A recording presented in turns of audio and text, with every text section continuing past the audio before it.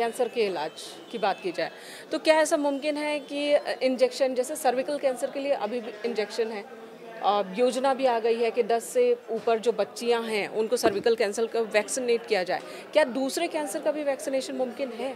जी, cervical cancer का vaccine आ गया, human papilloma virus के खिलाफ वैक्सीन तैयार किया गया और इस पर तो बजट में इंक्लूड भी कर दिया गया कि इसको लगाया जाए बच्चियों को 9 से 12 साल में। दूसरा है हेपेटाइटिस बी, एक जॉन्डिस का प्रकार है जिससे लिवर कैंसर होता है बाद में। तो हेपेटाइटिस बी का वैक्सीन अवेलेबल है, जिसको अगर लगाएंगे तो हेपेटाइटिस बी नहीं होगा, कैंसर से बचेंगे। ये तो 2 एस्टेब्लिश वैक्सीन है। दूसरे वैक्सीन पर रिसर्च चल रहा है जिसमें प्रोस्टेट कैंसर है, मेलानोमा है। एक अभी रिसर्च आया है थेरेपेटिक वैक्सीन, कैंसर हो जाए तो कौन सा वैक्सीन दें कि इस कैंसर को खत्म करे और साथ में दोबारा रिलैप्स ना होने दें। तो ये एक अच्छी पहल हुई थेरेपेटिक वैक्सीन पे। और कितना महंगा है ये? अभी रिसर्च में है, अभी मार्केट में नहीं है थेरेपेटिक वैक्सीन, तो आने पर पता चलेगा, लेकिन महंगा होगा। दूसरा सवाल आपने पूछा, कैंसर का इलाज महंगा है। महंगी की बात तब आती है कि सरकारी संस्थानों में इलाज क्यों नहीं है। बड़ा सवाल है, बड़ा सवाल है। एक न्यू नॉर्मल आपने मान लिया कि कैंसर का इलाज सिर्फ प्राइवेट में ही होगा, ऐसा क्यों?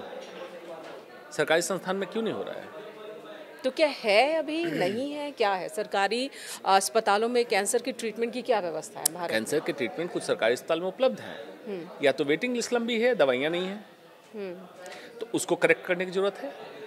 ये जरूरत इसलिए है कि मैं हर समय पूछता हूँ, cancer is it a personal responsibility और पब्लिक हेल्थ?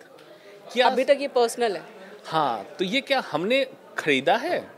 अगर शराब तंबाकू नहीं लिया तो कैंसर हुआ क्यों? तो ये पब्लिक हेल्थ इशू है। आपके वातावरण का प्रदूषण, फूड कंट्रोल जो होना चाहिए, एजेंसी को लगाम लगाना चाहिए फूड प्रोडक्ट पे, फूड एडल्ट्रेशन पे, वो लगाम नहीं लगा। प्लास्टिक के बेतरतीब इस्तेमाल को नहीं रोका गया, और दूसरे की प्रॉब्लम से, इंडस्ट्री की प्रॉब्लम से हमें कैंसर हो रहा है, तो पब्लिक हेल्थ इशू है। तो ये कब तक होगा भारत में कि इसे पब्लिक इशू माना जाएगा? जब तक पॉलिटिशियन नहीं सुधरेंगे और हेल्थ स्वास्थ्य प्राथमिकता नहीं होगी, तब तक नहीं होगा। यानी कि आप कह रहे जो मैनिफेस्टो होती है राजनीतिक दलों की, उस मैनिफेस्टो का हिस्सा कैंसर को बनाना चाहिए। एग्जैक्टली। जो बिडेन जब अपने इलेक्शन के लिए कैंपेन कर रहा था, उसके मैनिफेस्टो, अमेरिका का जो अभी प्रेसिडेंट है, तो उसके मैनिफेस्टो का 4th पॉइंट था, I will try to eradicate cancer from America. ये होता है डेवलप्ड कंट्री का। ये क्या इंडिया में नहीं कर सकते? अधिकार भी है और कर्तव्य है, राइट टू हेल्थ हमारा अधिकार है, और सरकार का ये कर्तव्य है कि वो हमें ऐसा वातावरण दे जहां पर हम खुद को स्वस्थ और सुरक्षित रख सकें। खैर, अब वापस आते हैं। कैंसर आपने बताया कि पहले हमें बचना है उससे। अगर हम ग्रसित होते हैं, संक्रमित होते हैं, तो हमें उसके इलाज के लिए आगे बढ़ना है, खुलकर आगे बढ़ना है। क्या कोई इस तरह से इलाज हो सकता है कि कैंसर वापस ना हो, और कितने % चांस होते हैं कि वापस आ जाए?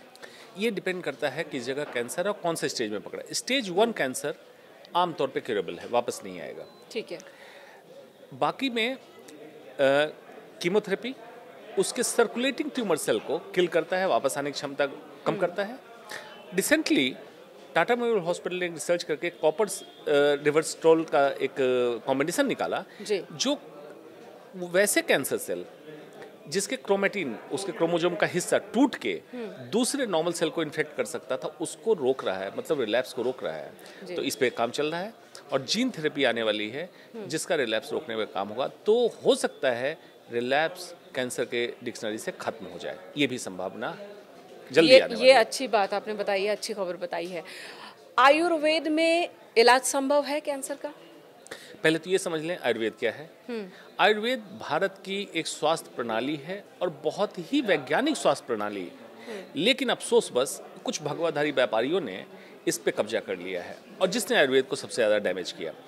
पढ़े लिखे डिग्रीधारी आयुर्वेद के वैद्य आज भी फॉल्स क्लेम नहीं कर रहे हैं कि कैंसर का समुचित इलाज आयुर्वेद में है, और ये सच है। आयुर्वेद में कैंसर प्रिवेंशन पे बहुत अच्छा कंट्रीब्यूशन है आयुर्वेद का, हो सकता है अगर उसको तसल्ली से करें। कैंसर रिलैप्स पे आयुर्वेद का अच्छा रोल है, और कैंसर के ट्रीटमेंट में होने वाले साइड इफेक्ट्स आयुर्वेद का अच्छा रोल आ सकता है। तो जरूरत क्या है? होलिस्टिक अप्रोच की, होलिस्टिक हेल्थ केयर अप्रोच की। मॉडर्न मेडिसिन का डॉक्टर आयुर्वेद के क्वालिफाइड डिग्रीधारी वैद्य के साथ मिले, और कैंसर मरीज का डे 1 से साथ साथ इलाज करे। कैंसर का आउटकम बदल जाएगा।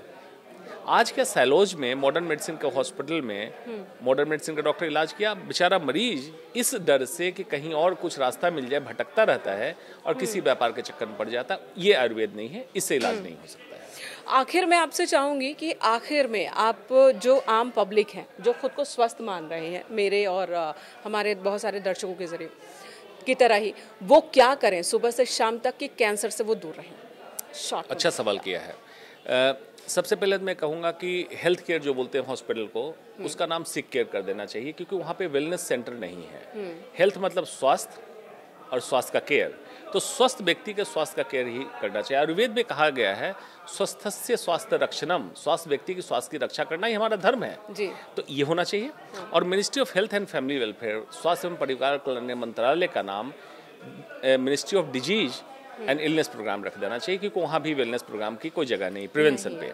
तो स्वस्थ व्यक्ति के लिए मैं कहता हूँ सुबह उठें, टूथपेस्ट ब्रश का इस्तेमाल बंद कर दें, उसमें भी ट्रैक्लोसोन और सोडियम लॉरियल सल्फेट है जो कैंसर का कारक है। नीम बबूल का दातुन ले, जो मैं करता हूँ वही बताऊँगा जी। और ये आपके लिए स्वास्थ्यवर्धक है। शैम्पू का इस्तेमाल बंद कर दें। रिसेंटली आप लोगों ने भी प्रोग्राम किया था, शैम्पू से, हेयर स्ट्रेटनर से कैंसर हो रहा है, बंद कर दें।